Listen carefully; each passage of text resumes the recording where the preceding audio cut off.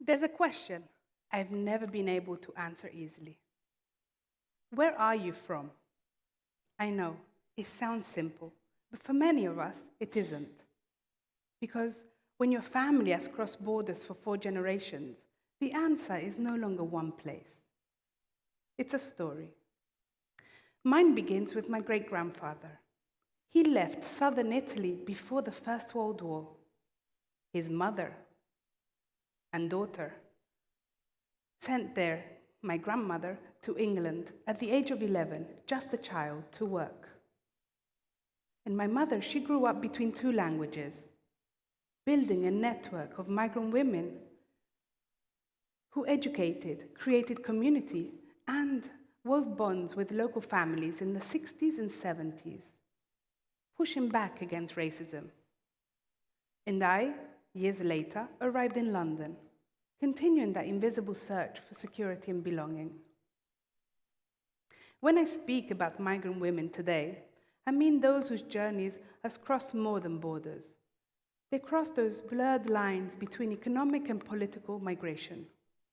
Often we label them as economic migrants, here in search of work and opportunity. But behind those labels are stories of war, poverty, violence, survival. Some of them are refugees. Others are here in search of security and better futures. Many arrive carrying high hopes and hard skills, but face the same structural barriers upon arrival. My talk centers these women, resilient travelers who build networks of care. If we look at statistics today, in Spain, there are more than 2.5 million migrant women of working age. Over half of them work in low-paid service or care roles, because those are the doors that open to them first. However, we must recognize that a lot of migrant women do not come here for those specific jobs. Some of us teach, manage, build businesses, and study. However, I want to underline something that feminist local researcher Montalva explains so well. She says that many migrations carry what she calls a continuum of violence, social and economic and political forces that continue to push people to move, even in times of peace. And it is against that continuum that women's networks weave a continuum of care. They transform displacement into belonging. 4 generations of migration have taught me this. Survival and safe or thriving communities are never built by government, social policies, or institutions alone. They are built quietly and brilliantly by women, women who organize when systems collapse, and who make life possible wherever they land. That is what I call the invisible architecture of care. If you look at our cities today, you'll discover structures made of concrete, but also of care. The neighbor translating at a clinic, or the woman offering temporary refuge for a friend, or even the one raising funds for someone's rent, or for families still living in times of war. They don't call it leadership. But what if it is? When we think of the word leadership, we think of something very specific, someone on top, making bold decisions, commanding attention, driven by charisma, control, and competition. We've grown up believing that leaders are individual heroes who stand out, give orders, and hold power over others. But feminist leadership is different. It is not about being in charge or taking credit. It's about sharing power, building connections, and creating spaces for others to lead. It is collective, not individualistic. It is relational, not competitive. Feminist leadership asks, how do I lift others? And how do I hold the room together, especially when no one is watching? After 15 years in development and humanitarian work, from refugee camps in Myanmar to protection programming in migration routes through Central America, or even mobilizing communities right here in Catalonia, I've learned this. Invisible structures of care are the real infrastructure of survival.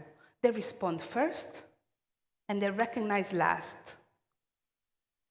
When institutions fail, it is women who build another way to protect life, from the ground up, always. But let's pause one moment to understand how institutions fail us. Think of a woman. She's been taking care of our elders for years. She's still facing deportation because someone along the line has lost her paperwork in bureaucracy. Or think of the woman with a university degree. Here, still scrubbing floors, working long hours, because no one is recognizing her qualifications. Hours, days spent in lines, documents stamped and restamped, only to be told you are still missing one more form. It looks like promises of protection that crumble in front of your eyes, just as you need them most. And doors that remain shut. This is when women rise up and organize. So vital in situations of insecurity and instability. And do you know why? Because somehow it is women who know exactly where something is missing, if someone needs help, or if someone's life is at risk. And men, some men participate in these same networks. But again and again, it is women who are able to change and transform pain, hardship, into organization. What we're witnessing here isn't only solidarity. It is feminist leadership in motion. It doesn't look like hierarchy or control. It's built on connection, empathy, and shared responsibility. When women build a network of care, they're redefining power itself. They turn leadership from an individual act into a collective practice, not to dominate, but to hold, sustain, and create space for dignity. Real power isn't always loud. Sometimes it's quiet, but relentless. This makes these networks so radical and transformative, because they quietly challenge everything that power was supposed to be.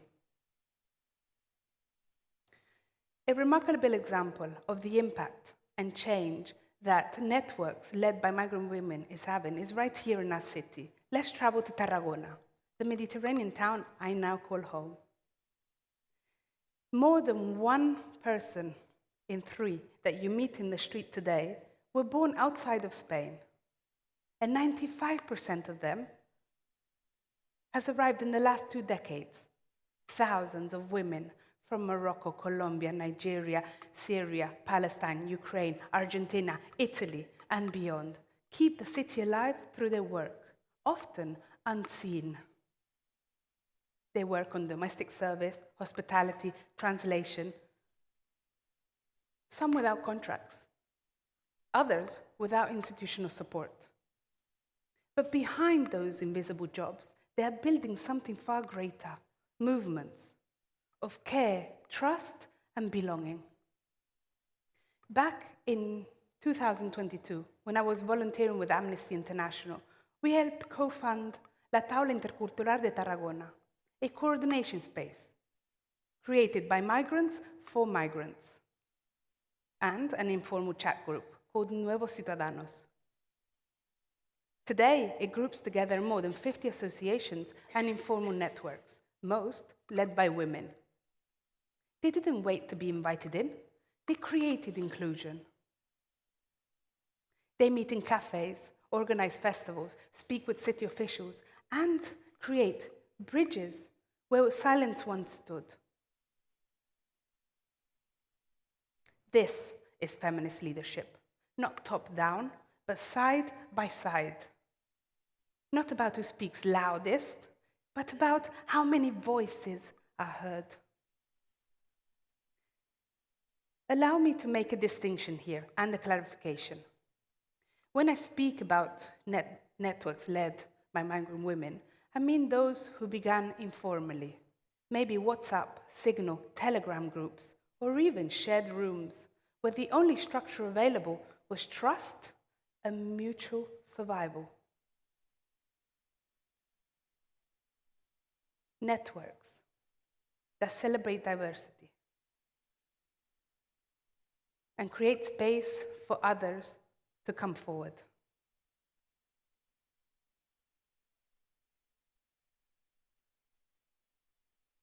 Sometimes, when we look at what these spaces create, we can see that they are reshaping everything that we see in feminist leadership. If we think back to March 2024, during La Fiera de Dones del Món, there was more than 200 migrant and local women that gathered together in Tarragona to celebrate diversity, life, gastronomy, history, and resilience. It wasn't just a festival. It was coexistence made visible. Feminist resistance through joy. It wasn't just a fair. It was a collective affirmation. We are here and we have much to contribute. Over time, some of these organizations, as informal networks, decide and they want to make a bigger change, an impact, maybe demand rights and access resources. It is in this moment that they create more formal structures, associations with names, representatives, and strategies. But it is in times of hardship, crisis, when they happen, it is informal networks, horizontal, fluid, and situational, that become lifelines. Thousands of women might turn to a chat group seeking protection, food, housing, or maybe just a voice to listen to them. But in these spaces, no one leads, and very few are recognized out in public. But allow me to introduce you to 3 women who are actively today shaping our city.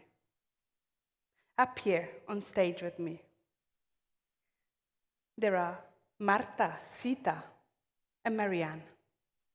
Marianne, right next to me, has hands that are strong, made by years of working in domestic service. She's a fighter. She teaches legal rights and financial independence to migrant women. She has become the informal legal backbone of the women holding the city together today. Next to them is Marianne. Marianne wears a confidence like bright colors. Her voice is soft, but so firm. She creates safe spaces for Latin American women to rebuild confidence, celebrate diversity, and she does this dance by dance. Next to them is Sita. Sita's gaze is direct. Her presence is fierce. She gathers African women, mothers, daughters, workers, to talk about racism and belonging.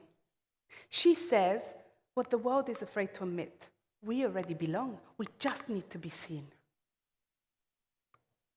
Their work, mostly unpaid, mostly unacknowledged, has become the heartbeat of Tarragona's social fabric. Networks that celebrate diversity, find jobs, prevent evictions, teach legal rights, and protect women facing violence.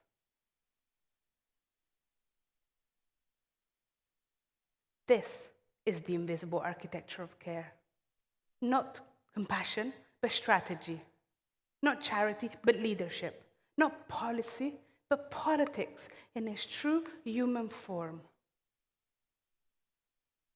When I see Mariancita and Marta's work, I see leadership redefined. Not dominance, but constancy. Not status, but solidarity. They don't lead by holding power. They lead by holding space. And maybe that's exactly what our fragmented and polarized world needs most today. Connection isn't naive. It's revolutionary. But what shall we do with this new understanding? I ask you first to see them. See their work, because what you don't see, you cannot value. Second, acknowledge care as power. Empathy and inclusion are not soft skills. They are survival strategies. Third, support these networks. You don't need to start one, just show up. Attend their events, speak about their stories, listen, learn. Because these women are not victims of migration, nor are they simple beneficiaries of our systems. They are architects of change. They teach us that leadership can be generous, grounded, and transformative. 4 generations of migration have taught me this. We survive not because of strength, but because of connection. The hands that wove the bonds of care that held my grandmother and I are the same hands that are holding Tarragona together today. Hands of women who build bridges and create care networks that support life and that emerge exactly where structural neglect normalizes suffering. So, the next time someone asks me, "Where are you from?" I'll say, "I am from the women who build networks when the systems fall apart.